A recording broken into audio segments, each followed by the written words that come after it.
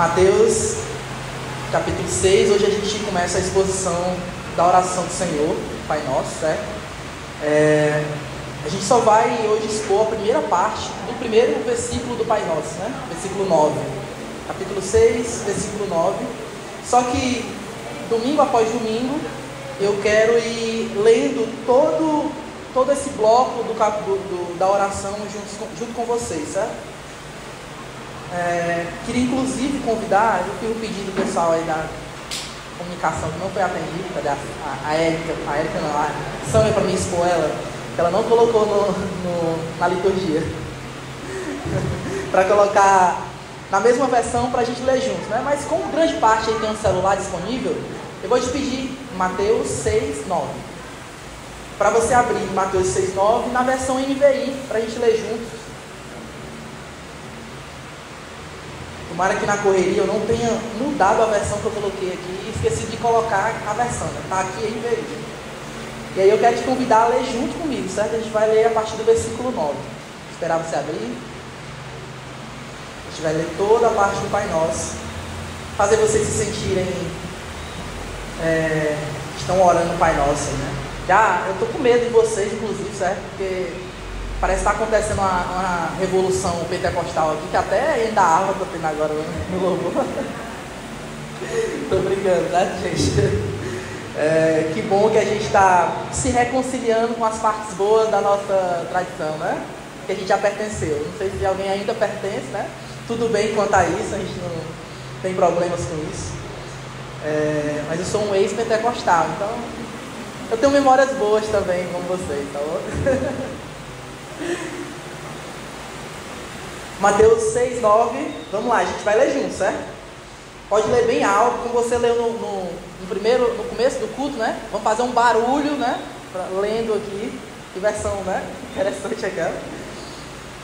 Portanto, orem assim: Pai nosso que estás nos céus, santificado seja o teu nome. Venha o teu reino, seja feita a tua vontade, assim na terra como no céu. O pão nosso de cada dia nos dá hoje. Perdoa as nossas dívidas, assim como nós também perdoamos os nossos devedores. E não nos deixe cair em tentação, mas livra-nos do mal, porque teu é o reino, o poder e a glória para sempre. Amém. Gente, eu atrapalhei vocês, isso que aconteceu. Eu acho que a gente caiu na pegadinha da nova versão da NVI, certo? Tem alguns cantos que tem a nova versão e você pega a antiga também. Gente, a gente vai ler só a parte A do primeiro versículo, como eu disse, certo? A gente vai expor, vai se concentrar um pouco mais só nessa primeira parte que diz: portanto, orem assim: Pai nosso que estás nos céus. Talvez a sua versão diga Pai nosso que está no céu, de maneira simplificada, né? Mas não muda muita coisa, tá bom? A ideia é a gente ir abordando o texto, domingo após domingo. As pessoas que têm participado do Diáspora, né, que vão ter o papel de fazer observações em pequenos versículos assim, vocês vão sofrer comigo nessas próximas semanas, mas é isso. Gente, esse texto é um texto muito conhecido para todo mundo, né? Não só para nós cristãos evangélicos, protestantes, mas para todo mundo que pertence à cultura brasileira, pelo menos, né? Conhece a oração do Pai Nosso, e meio que é automático até. Acho que só eu não faço essa oração de maneira decorada, porque eu tenho uma dificuldade muito grande de decorar as coisas. Mas todo mundo conhece. E olhando para esse texto, esse iníciozinho aqui do versículo, a parte A do versículo 9, quando Jesus, ele está fazendo uma transição aqui, né? Se vocês lembrarem, no domingo passado a gente falou alguns cuidados que Jesus vem mostrando nesse texto aqui do capítulo 6. Se em um outro momento ele aborda a forma com que as pessoas estavam interpretando a lei e traz essa nova interpretação, traz essa luz sobre a lei, sobre as tradições para os seus discípulos que estão ali com ele. No versículo 6 a gente tem aprendido que esse eixo agora volta da relação daquelas pessoas para com Deus e daquelas pessoas para com o serviço que elas prestam a Deus e ao próximo até. Então ele vai falar sobre a esmola e como aquelas pessoas estão dando esmola, como aquelas pessoas estão sendo generosas com os outros. Como é que isso acontece? Ele vai falar sobre coisas boas que podem ser feitas de maneiras muito ruins, que pode prejudicar o próximo, que prejudica nós mesmos, que pode nos levar ao mesmo legalismo que ele bateu muito no capítulo 5. Então ele vai falar sobre a questão das esmolas, ele vai falar agora sobre a questão da oração. A gente explorou aqui no domingo passado que as pessoas daquela época, por exemplo, oravam em pé para que pudessem ser vistas como pessoas piedosas. E Jesus vai falar assim, não, vocês não devem orar como hipócritas, como pessoas que parecem mais atores, que se apresentam diante dos outros e querem receber a sua recompensa. Eles já receberam essa recompensa. Aquilo que eles buscavam eram os aplausos, era o reconhecimento das pessoas que estão ali os vendo, e eles já encontraram. Mas vocês devem o quê? Entrar em intimidade, em secreto, se dirigindo ao seu Pai. Deve fazer isso se dirigindo àquele que pode te recompensar de verdade por isso, e não esperando a recompensa desse mundo, desse tempo, nessa era. Quando eu olho agora para esse texto que a gente leu, e eu vejo Jesus falando assim, portanto, depois de ter falado tudo isso, todos esses cuidados, ele fala, portanto, orem assim. Parece que meio que Jesus está mostrando aqui agora, se você for olhar em algumas tradições, vai ter até algumas crises aqui, né? Há tradições de interpretação que vai falar que aqui é uma oração que deve ser repetida, e é uma oração que deve ser orada dessa forma, muitas vezes, e tudo mais. Há outros lugares que você vai ver pessoas falar o quê? Que isso aqui é só um modelo. Martinho Lutero, por exemplo, ele entendia isso como blocos, essa oração como blocos. Ele orava, por exemplo, na hora do Pai Nosso, ele desenvolvia uma oração pessoal a partir do Pai Nosso. E aí ia de parte em parte dessa oração, certo? Eu não vejo que uma coisa exclui a outra, tá bom? Eu acho que esse texto ele não é te falando para literalmente você tem que orar essa oração do Senhor, literalmente toda vez que você for orar. Eu não acredito nisso, mas eu também não acredito que nós não podemos orar essa oração da forma que ela está aqui. Não há problema nenhum em a gente, nos nossos momentos de oração pública ou até privada, a gente de maneira de maneira pedagógica ainda, assim, a nos ensinar e a ensinar os outros, a proclamar isso em voz alta, orar o Pai Nosso da maneira que está aqui. Não há problema nenhum, não há nenhuma inverdade, não há nenhuma heresia que contiga no Pai Nosso. Mas eu vejo que Jesus está trazendo aqui um modelo, basicamente, para como nós devemos orar. Se em um momento ele aponta os problemas, ele aponta a maneira com que nós não devemos fazer, ele fala assim, você tem que dirigir ao Pai em secreto, é dessa forma. Beleza. Mas agora, como é que é essa oração que vocês devem fazer? Isso tudo é muito novo que Jesus está trazendo para essas pessoas. Muito novo no sentido de que era estranho para a cultura daquela época, por exemplo, chamar Deus de Pai. Então a gente começa aqui a encontrar alguns pontos de tensão no texto que as pessoas daquela época estranhavam, e Jesus está fazendo isso com a autoridade que ele vem fazendo e falando todas as coisas, todos os assuntos que ele aborda no Sermão da Montanha. Então eu olho para esse texto e vejo o quê? Um contraponto assim, né? Eu imagino o contrário que Jesus está fazendo, para a gente encontrar qual o problema que esse texto está apontando. A gente precisa fazer esse exercício. Imagina aquele amigo, eu trouxe um exemplo de um amigo interesseiro na semana passada, né? Que só procura o outro amigo quando precisa de alguma coisa. Quando não, é só para usufruir daquilo que ele pode lhe trazer de benefício. E eu queria imaginar um outro tipo de pessoa. Uma pessoa que chega ao seu amigo, e sim, ela tem algum interesse, ela tem alguma urgência, mas eu queria focar mais nessa questão da urgência, porque é uma coisa que é muito presente nos nossos dias.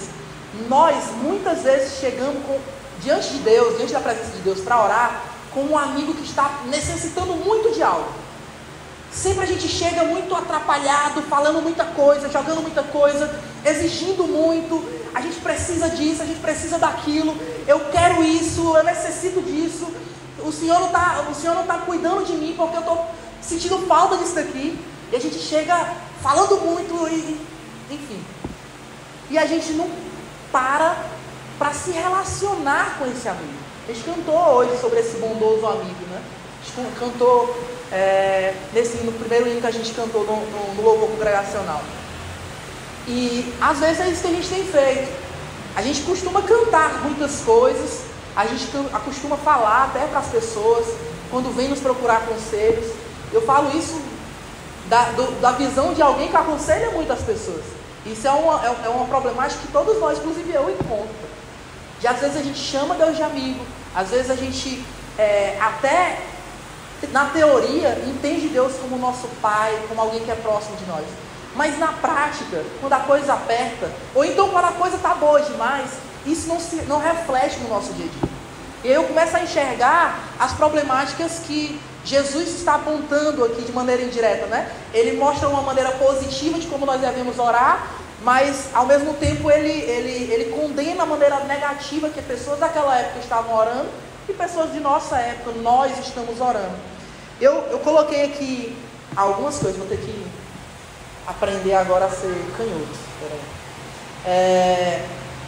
Eu coloquei aqui algumas coisas que a gente encontra aqui, porque a gente tem alguns riscos que a gente encontra quando nós não entendemos Deus como nosso Pai, quando nós não entendemos Deus como um Pai que é nosso, que não é só meu, e quando nós não entendemos esse Deus que transcende todas as coisas, que está nos céus, e que é maior do que tudo aquilo que nós podemos imaginar, que é soberano, e que é muito mais sábio, muito mais poderoso, e é dono de tudo, como a irmã me deixava falando aqui, né, antes do culto. Ele é dono de todas as coisas. Ele é a pessoa mais rica que a gente pode imaginar, né? Não no nosso conceito de riqueza, talvez.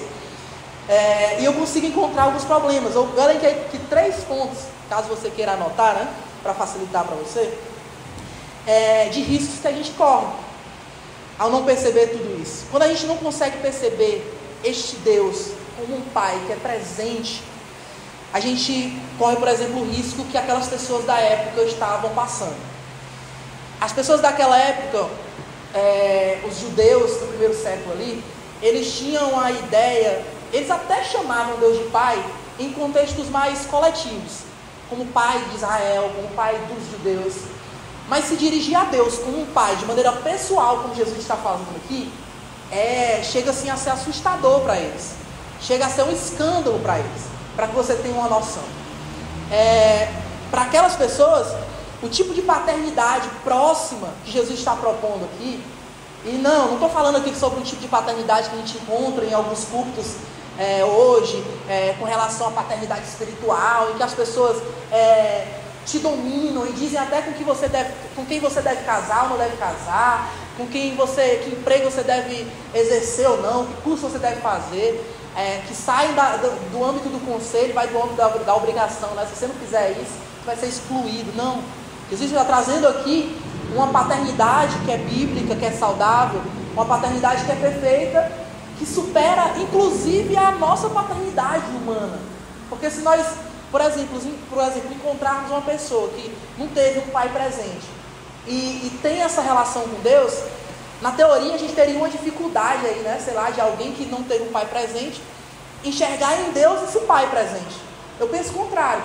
Eu penso que encontrar Deus e não ter tido essa referência significa muita coisa na vida das pessoas. Traz até um peso maior do que talvez uma pessoa que já teve esse pai presente. Talvez. Então, ainda hoje, muitos de nós oramos sem perceber essa presença do Pai. Talvez você fale assim, não, eu oro a Deus, eu acredito, eu confio em Deus. Mas a maneira com que você está orando, às vezes tem sido tão mecânica, tão vazia. As tuas dificuldades, os nossos dilemas que a gente encontra no dia a dia, tem nos levado a um lugar de desespero tão grande, que às vezes a gente se dirige ao Pai, não como um pai, mas a um governante. Sabe, imagina aqueles governantes de antigamente, aqueles reis, imagina aquelas séries que a gente assiste de época hoje, né?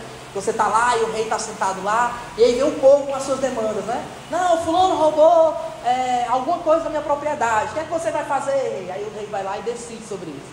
Causas mais complexas, mais simples. Às vezes a gente se achega diante de Deus apenas como entendendo esse Deus como um rei, que vai resolver o nosso problema naquele momento. E está tudo bem. O incrível disso, o mais que me preocupa mais é porque para a gente está tudo bem se relacionar com Deus dessa forma. Se relacionar com Deus como alguém distante. Imagina o povo de Israel, quando Deus chama eles para escutar a voz de Deus, para se relacionar com Deus no monte. E quando Deus vem sobre o monte e os trovões e toda aquela tensão, o que é que eles falam? Vai lá, Moisés. Fala tu por nós, a gente está com medo, a gente não quer, não. que vai ser lá o nosso intercessor? Medo. Não quer se relacionar, não quer se aproximar tanto assim de Deus. Porque se aproximar tanto de Deus requer que a gente apague algumas coisas de nós. No sentido de que a gente está sempre, principalmente na nossa época, a gente está sempre buscando aquilo que nos satisfaz. E encontrar Deus, quando você encontra Deus, no meu irmão que me abençoou com uma oferta, no meu irmão que me deu carona, no meu irmão que sempre está ali falando aquilo que eu quero escutar, é mais fácil. Mas encontrar esse pai na hora que ele não quer dar aquilo que eu tanto quero, é mais difícil. Imagina encontrar Jesus na cruz. Talvez a gente faça nem Pedro, o negue. Então, encontrar esse pai nem sempre é tão fácil assim. Mas a gente precisa entender. A gente precisa entender que a gente precisa encontrar e ver a Deus como nosso pai. Alguém que é transcendente, mas alguém que também é muito próximo. É próximo para no momento que eu estiver passando minha dificuldade, ele consegue ver a minha dor. O que foi que a gente viu? Antes que eu pedisse a respeito das minhas necessidades, antes que você peça, ele já sabe o que eu necessito. Você quer mais próximo do que isso? Porque ele é o nosso pastor, ele é o nosso pai. Do que nós sentiremos falta se nós entendermos que ele é isso para a gente, que ele representa essa paternidade perfeita para as nossas vidas. Minha briga aqui com o celular. Segunda coisa, gente, que eu consigo encontrar aqui de risco. Se talvez em um momento você possa ter dificuldade de encontrar essa figura de pai, quando você ora, quando você se ajoelha, quando você se derrama na presença de Deus, você não consegue ter tanta proximidade assim.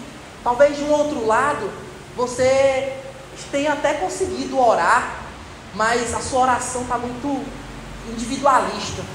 Sabe quando a gente fala aqui na liturgia que você vai ter um momento aí para você orar em silêncio. E aí o que é que você faz? Vou orar sobre os meus problemas. Aqui é a minha hora. É a hora em que ninguém está me vendo. É a hora que os meus pecados ninguém vai enxergar. Então é a hora que eu vou confessar os meus pecados. E o que é que a gente faz? Confessa aquilo que a gente pecou. Confessa aquilo que a gente sabe que pecou. Mas a gente não, por exemplo, confessa aquilo que em teoria não foi um ato, mas a gente não confessa a respeito das nossas limitações, por exemplo. A gente não se derrama e entra num momento de contrição, por exemplo, pela dor que o meu irmão está passando. E talvez a gente não faz isso porque a gente está orando de maneira errada. Eu falei de um exemplo, não sei se foi no Diáspora ou foi no domingo passado aqui, sobre essa integração que há entre a leitura, a meditação bíblica e a oração, em que uma coisa não consegue se afastar da outra. Eu colocaria um terceiro elemento aí, a comunhão. Você não consegue orar de maneira correta se você não tiver comunhão com seus irmãos. Meu irmão, comunhão não é estar junto aqui no culto, não é isso. Comunhão não é sair para comer um sorvete com o seu amigo, aquela pessoa que você tanto tem afinidade, aquela pessoa que você vai e critica o político que você não gosta, porque ela gosta do mesmo político que você. Pronto. Comunhão é eu encontrar aqui o Iago e eu falar assim, o cara gosta de forró, o cara gosta de... Eu sou roqueiro, nada a ver o rolê. E a gente sair e a gente conseguir encontrar graça na vida um do outro, conseguir encontrar Deus na vida um do outro, compartilhar as nossas dores. E aí então, quando eu chegar em casa, eu não vou falar assim, estou orando por ti, não. Eu vou orar por ele. Eu vou orar de verdade, porque agora eu sinto a dor dele, eu conheço a vida dele, eu conheço Iago, eu conheço o meu irmão, eu conheço essa parte do corpo. Imagina, se Jesus em um momento está falando assim, a tua mão esquerda, a tua mão direita, não pode saber o que uma fala, o que uma está fazendo, se você de alguma forma está querendo aparecer. Mas imagina, se nós estivéssemos tão integrados, de maneira, e claro, gente, eu não estou aqui pregando uma coisa impossível, que eu vou imaginar que todo mundo aqui vai ter o mesmo nível de intimidade um com o outro. Não, imagina uma igreja que tem 1000 pessoas. Como é que vai ser isso possível? Não, mas você precisa ter algum tipo de círculo de intimidade, de discipulado na igreja, em que a gente consiga prestar contas. Nós não pregamos aqui algum tipo de confissão em que você tem que confessar os seus pecados para mim toda vez que você pecar. Não, tem que confessar o seu pecado na comunidade, uns com os outros. Você tem que confessar a sua dor, as suas alegrias, você tem que se alegrar uns com os outros. Então, nós precisamos entender que a nossa oração, ela não é individual. Porque Jesus, ele mostra Deus como um pai. Mas ainda Jesus, ele não mostra a Deus como o seu pai apenas. Ele não está colocando aqui a gente no mesmo patamar, no significado de que não, agora nós somos iguais a Jesus. No sentido que nós somos Deus, que nós somos poderosos e que nós não pecamos. Não. Mas de que maneira? Nós somos adotados, nós pertencemos agora a uma família. Ele nos traz agora um lugar de pertencimento. Ele está falando assim, ó. Lembra que no começo do Sermão da Montanha a gente falou sobre esse acolhimento que Jesus começa a trazer nesse sermão, trazendo à mesa pessoas que normalmente não seriam acolhidas, normalmente pessoas que seriam rejeitadas em outros ambientes, pessoas que talvez não tinham nada para dar, material ou de alguma influência na sociedade, ou alguma coisa do tipo de poder para exercer sobre outras pessoas, que pudesse ser usado por outras pessoas. Pessoas pobres, que estavam ali às vezes procurando um milagre. Lembra disso? Agora, para essas pessoas, olhando para essas pessoas, Jesus está falando que Ele é o nosso Pai. Ele é o meu Pai. Ele é o Pai daquele cobrador de impostos que está arrependido aqui. Ele é o Pai daquele que está aqui, está precisando de um milagre. Ninguém quer andar perto dele. Ele é o nosso Pai. Não é nenhum tipo de universalismo que Jesus está pregando aqui. Lembre-se, entendeu o contexto do texto?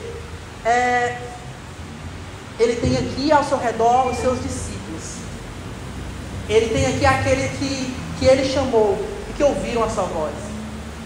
Então imaginem aqui, se o próprio Jesus chama a Deus como nosso Pai, nós temos olhado para os nossos irmãos e enxergado neles irmãos, enxergado neles a nossa família. Tem uma coisa que o Ari fala, que eu comentei esses dias com alguém, não lembro quem foi, que quando a gente consegue entender de verdade que nós somos família, que nós somos irmãos, tem uma regra que não pode ser quebrada. A gente não pode romper. A gente não rompe com o irmão. Acho que eu já tive muito isso, de ficar com raiva do meu irmão. Então um dia desse meu irmão mora em cima de mim, em cima da minha casa, né? E ele estava batendo o tapete lá em cima, e tem uma brecha assim na parte de cima do meu portão, então tudo que é sujeira para dentro da minha casa. Eu saí furioso, porque eu já tinha visto, a sua já tinha visto, já estava incomodado, só que eu peguei no ar. Aí eu fui reclamar e ele não quis dar o braço a torcer, né? Como se ele tivesse certo. Mas eu fiquei doido com esse cara. Quando foi 2 dias depois, a gente estava rindo do outro. Ele mesmo foi. Tenho que confessar esse pecado, né? Não foi nem eu que fui de encontrar ele, foi ele que quebrou essa barreira de raiva que eu estava dele naquele dia. E aí eu fico pensando assim: nós somos irmãos, a gente vai romper por causa de um tapete, de uma poeira? Às vezes a gente rompe por causa de uma poeira. Às vezes a gente lava as mãos pelos nossos irmãos. Às vezes nossos irmãos nos dão tanto trabalho que a gente prefere deixar ele no canto dele. E deixar ele no canto dele não é ser corpo com ele. Não. Porque deixar ele no canto dele, ou você está morrendo ou ele está morrendo. Porque você está apartando um membro do corpo do corpo. Você está excluindo alguém da família que o próprio Deus trouxe para a mesa, meu irmão. Imagina, você está lutando contra Deus. E aí, você consegue entender isso? Pai nosso, meu irmão, é nosso. A nossa oração precisa contemplar nós como um povo. Jesus está ensinando aqui a quem nós devemos orar. E está ensinando também quem é que deve orar. E aí ele não está excluindo aqui, de alguma forma, que nós devemos orar sozinhos, nós não podemos orar sozinhos. Não é sobre isso, entenda o texto. O que Jesus está falando é que mesmo quando nós estivermos orando sozinhos, a nossa oração precisa contemplar o todo. Precisa contemplar o nosso irmão. Não só aquele irmão que eu conheço, mas aquele irmão que eu posso conhecer. Aquele irmão que eu preciso me movimentar em direção dele para conhecer ele, para conhecer a demanda do seu dia a dia, para conhecer as suas dores, para conhecer aquilo que ele está passando e que muitas vezes ninguém está enxergando. Jesus conseguiu enxergar dificuldades naquelas pessoas que estavam ali naquela multidão, que os discípulos não conseguiam. Ou ninguém consegue lembrar de quando as pessoas vinham ter com Jesus, os discípulos ficavam afastando as pessoas. Não perturba o mestre, não. Não, coloca a criança, meu filho aí do lado dele. Não perturbe, não. Aí Jesus dizia o quê?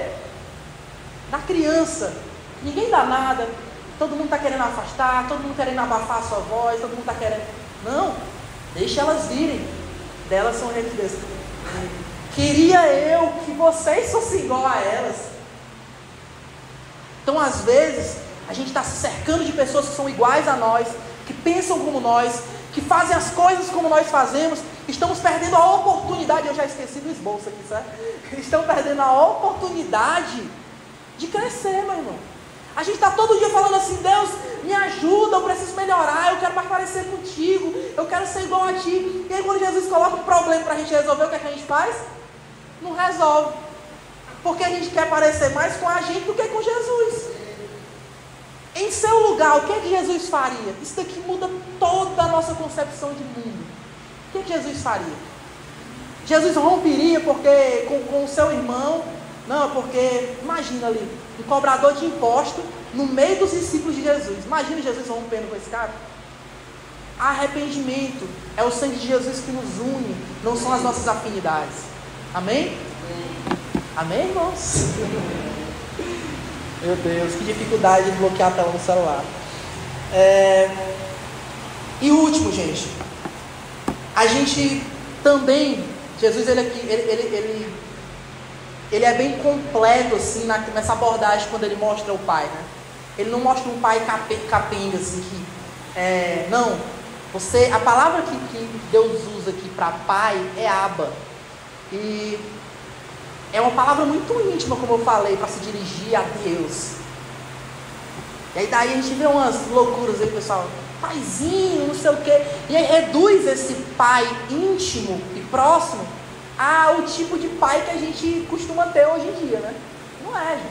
Jesus complementa. Esse pai está nos céus. E quando ele está falando aqui, ele não está se reduzindo a uma questão geográfica. Ele está mostrando que esse pai é todo poderoso. Foi ele que criou todas as coisas. Mas imagina esse pai que está nos céus, sendo pai, se inclinando para ouvir a dor, para sentir a dor dos seus filhos. Imagina. Esse é o exemplo que o nosso pai nos dá. Eu vi um vídeo ontem mesmo, de uma criança, tá, o pai e o filho assim no carro, né? E aí o pai dele tá brigando, vai brigar com ele porque filho dele respondeu de maneira grosseira para a professora, né? Não vou falar a palavra aqui porque está sendo gravado, né? Mas a professora perguntou quanto era 3 vezes 5. E aí o pai dele perguntou, foi que ela perguntou? Não, ele perguntou quanto era 3 vezes 5. E aí ele pegou e falou assim: e o que foi que você respondeu? Aí ele: é a mesma coisa de que 5 vezes 3. Mas você falou dessa forma para ela ter brigado com você? Ele: não, eu falei que era a mesma M.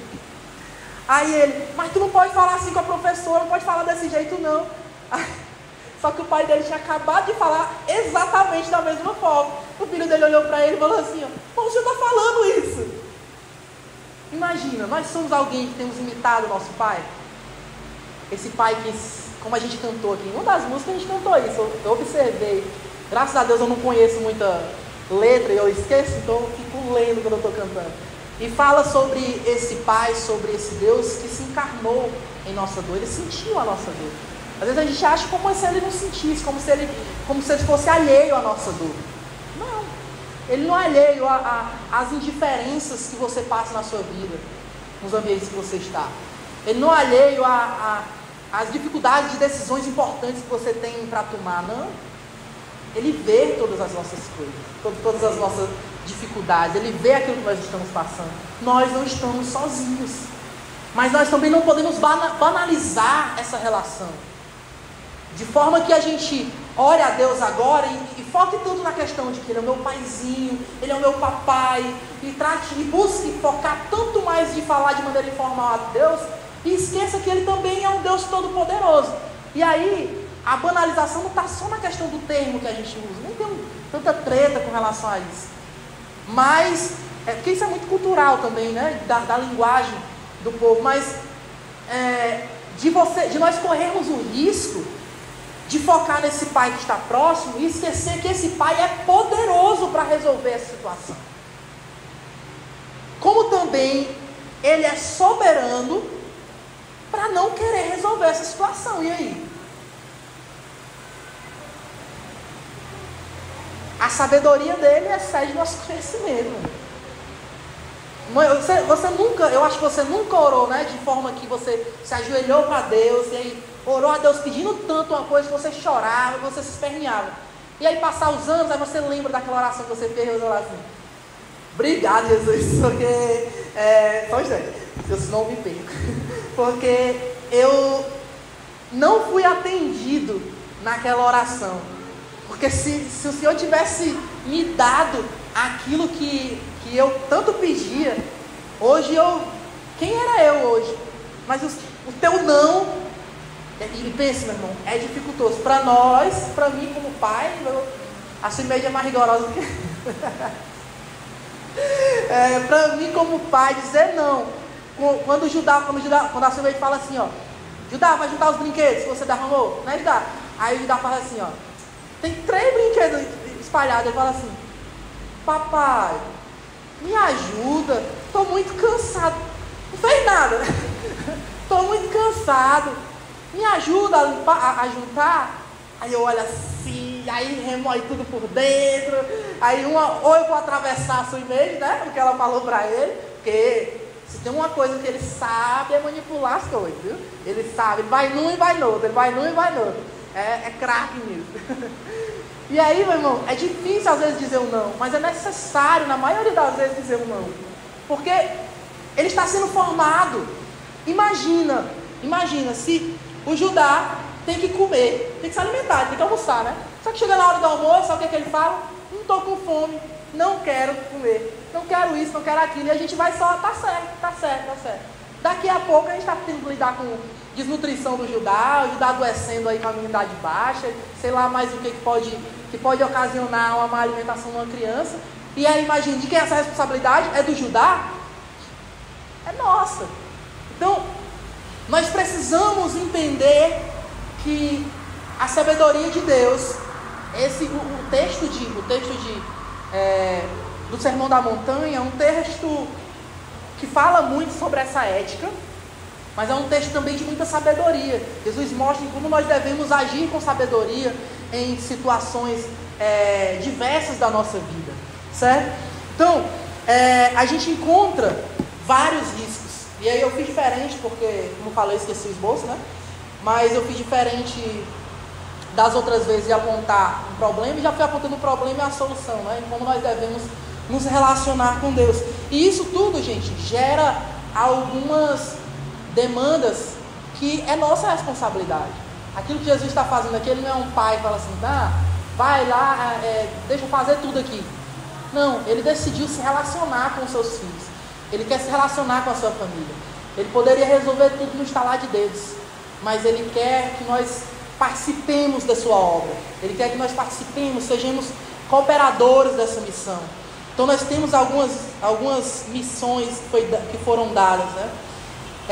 A nível pessoal, quando a gente descobre que Deus é nosso Pai, nós precisamos descobrir e encontrar essa segurança nesse Pai que cuida de nós. Perceba que a sua vida muda quando você entende que Deus é o seu Pai. E como comunidade, nós precisamos criar espaço para que os nossos membros, para que os nossos irmãos compartilhem dessas experiências junto conosco, que elas possam encontrar em nós esse amor desse Pai tão bondoso. Através de nós, Deus quer agir, né? Então, nessa comunidade, a gente precisa, dia após dia, domingo após domingo, em cada oportunidade, cultivar um ambiente em que as pessoas possam ter a certeza e a tranquilidade que elas vão encontrar a segurança de um pai que cuidaria delas. Vão encontrar a confiança de alguém que ela vai confessar os seus pecados e ela não vai sair fofocando para os outros.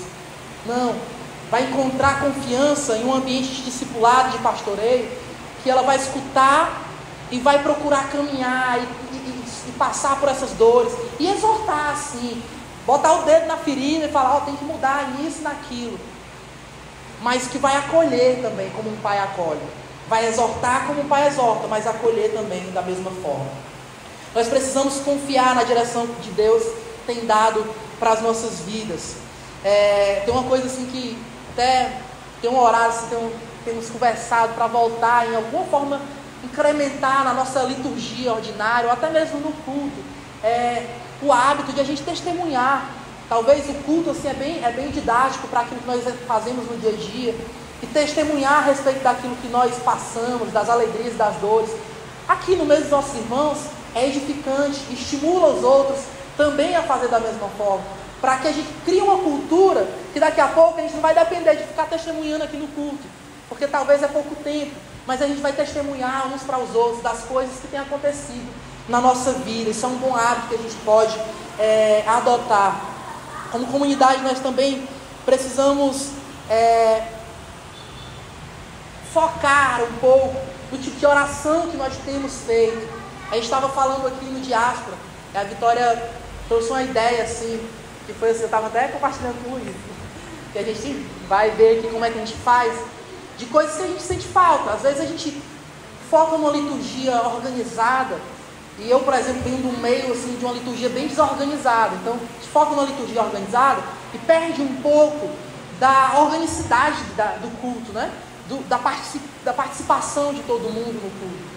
E a gente tem fragmentado um pouco os momentos do culto para que mais pessoas participem. A gente vai começar a fazer isso, vai começar a desafiar mais vocês com relação a isso, nem que seja para fazer uma oração, nem que seja para fazer um momento da oferta, ou guiar o momento da leitura do credo, ou fazer as leituras iniciais. Talvez você tem timidez para fazer uma coisa, mas consegue fazer outra, e a gente vai vencendo junto isso, porque a gente está no meio da família, e se aí você erra aqui no nosso meio, que a gente está aqui para acolher, para corrigir e tudo mais, e apontar todas as coisas. Mas a Vitória tinha falado da maneira que a gente ora, muitas vezes. E a gente ora, geralmente a gente ora aqui, e aí a ideia é que cada um, no momento de contrição ali, vai fazendo a sua oração individual, né? Depois a gente faz uma oração mais coletiva, de voz alta, mais guiada. Mas aí às vezes, a ideia de que a gente fecha os nossos olhos ali, concentra, e meio que vai confirmando a oração que o nosso irmão que está aqui guiando ora, nos faz ir para um outro extremo. E aí a gente faz tudo menos orar. A gente está aqui, a gente desconcentra com qualquer coisa, às vezes a gente nem fechar. Não que seja necessário você fechar o olho, certo? Isso é uma tradição bem recente na história da igreja. Mas há coisas que nos ajudam a concentrar um pouco mais. E a gente não tem feito isso. E a Vitória falou que às vezes edifica o irmão que está do nosso lado, a ideia de que você está orando em voz alta ali. E de alguma forma contagia o ambiente do culto, trazendo essa ideia de algo menos individualista e mais coletivo. Talvez em momentos de a gente adotar de um orar pelo outro. As mulheres, por exemplo, estão fazendo uma dinâmica esse mês de orarem e se encontrarem, cuidarem uma das outras em dupla, né? Isso parece ser uma coisa assim muito mecânica. Mas, gente, não significa que a gente adotar liturgia, formas, estratégias, esvazia o conteúdo. E eu tenho visto esses testemunhos, tenho visto elas se movimentando, e eu tenho enxergado assim, uma coisa grandiosa. Inclusive as mulheres têm dado um exemplo assim, fora de série para os homens, né? Tem nos constrangido de alguma forma pelo que elas têm feito. Momentos de oração, meio de semana, de tarde, com aquelas pessoas que têm disponibilidade. Ontem teve encontro de mulheres aqui. Tem vivido um ambiente natural, orgânico, sem pressão, sem muita instituição para forçar horário, essas coisas tudo. As coisas têm acontecido como deveria acontecer, como quem quer fazer, como quem quer servir a Deus, como quem quer encontrar o seu irmão, e não como quem é obrigado a fazer isso, como quem tem um pai, como quem tem uma família, e não como quem tem um estranho que é obrigado a conviver com ele ali, que se não quisesse. Eu sou assim um pouquinho. Mas a gente precisa entender, encontrar no nosso irmão esse senso de comunidade. Amém?